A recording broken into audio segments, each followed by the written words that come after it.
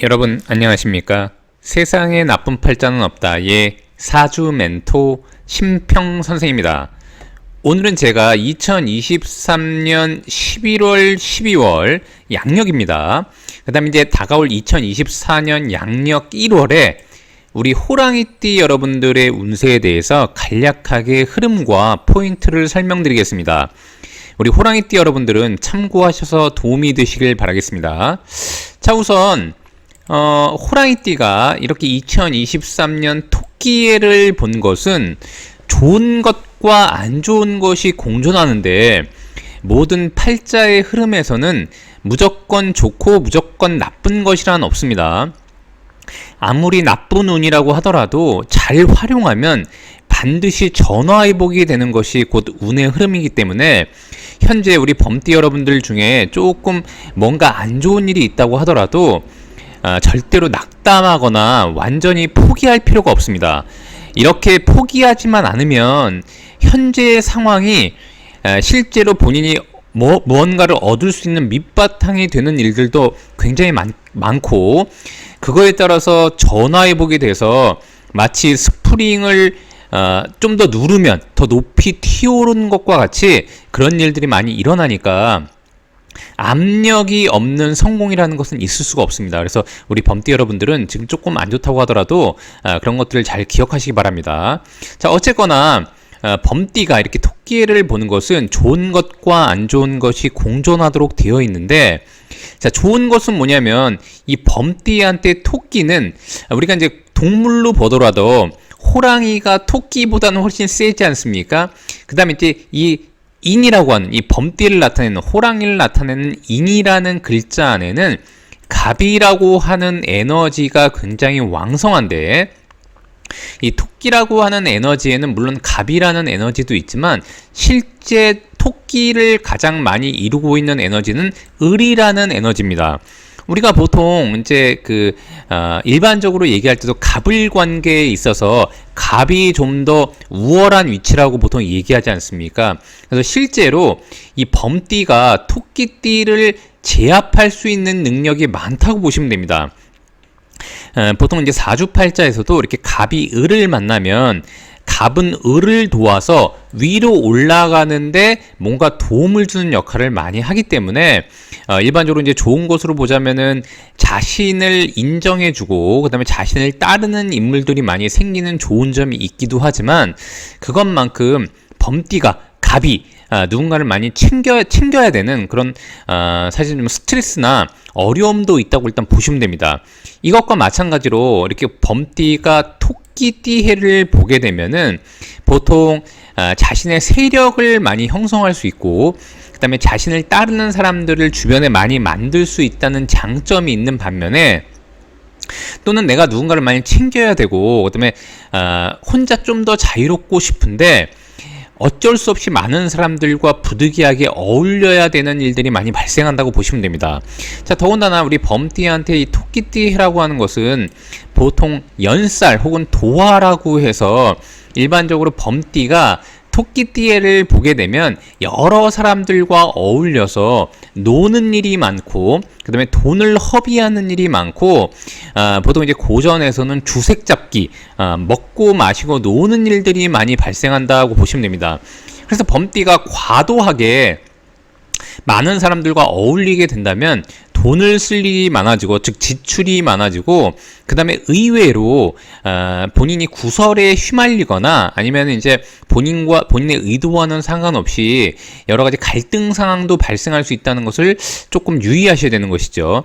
다만 좋은 점은 뭐냐면, 이 토끼라고 하는 글자를 범띠가 잘 다루면, 즉 주변에 있는 인물들을 잘 이용하면 이 토끼는 이렇게 술이라고 하는 개를 끌어오게 되어 있는데, 이것은 역시 범띠한테도 재물이 되기 때문에 범띠가 주변 인물들을 잘 활용하고 그 다음에 세력을 잘 확장해서 유대관계를 잘 만들어내면은 돈을 버는데도 굉장히 유리하다라고 일단 보시면 됩니다. 다만 유의해야 될 것은 뭐냐면, 범띠가 경쟁력을 굉장히 잘 갖추고 있으면 모르겠지만 오히려 경쟁력을 잘 갖추고 있지 않으면 일반적으로 갑이라고 하더라도 토끼띠를 만나서 유대 관계를 해서 처음에는 좋았는데 의외로 자신의 뒤통수를 친다거나 자신을 밟고 올라가려고 하는 일들이 많이 벌어질 수도 있습니다. 그래서 범띠는 토끼를 만나서 실제로 아직 남아있는 11월, 12월, 1월 같은 경우에도 본인을 좀 더 담금질하고 토끼한테 당하지 않도록 많은 것을 공부하고 노력하고 본인을 단련하는 시간을 갖추는 것이 중요합니다.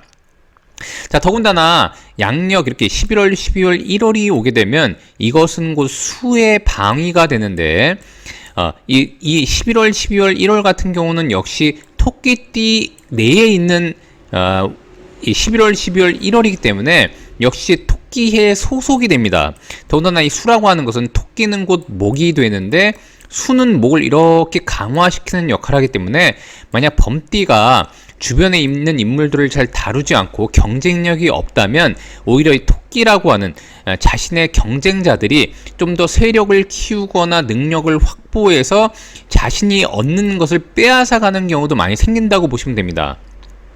자, 더군다나 여기 양력 11월을 보면 이것은 모두 해월이 되는데 여기 나와 있듯이 겁살이라고 되어 있지 않습니까?